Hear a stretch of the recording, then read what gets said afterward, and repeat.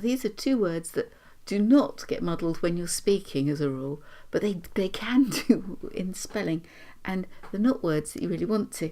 So this one here, sceptic, means someone that doesn't believe. It's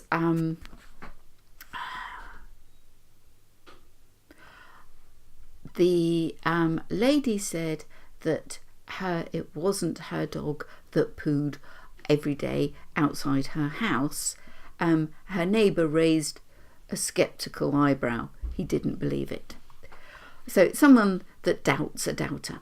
Now here, septic comes from the Greek, and sepsis, and it means to putrefy, to rot. Let's have a look what we've got in a dictionary here. Yes, putrefaction, putrefy, to rot. I'd learnt it all, hadn't I already? But very often it's to use a septic tank, which is more or less, if you haven't got drainage that takes all of your poo to the sewage works, you have it in a tank out in the garden, and that's where it's kept until it's taken away. A septic tank. You don't want to confuse a skeptic with a septic, because that would be very bad form. It's only in the spelling.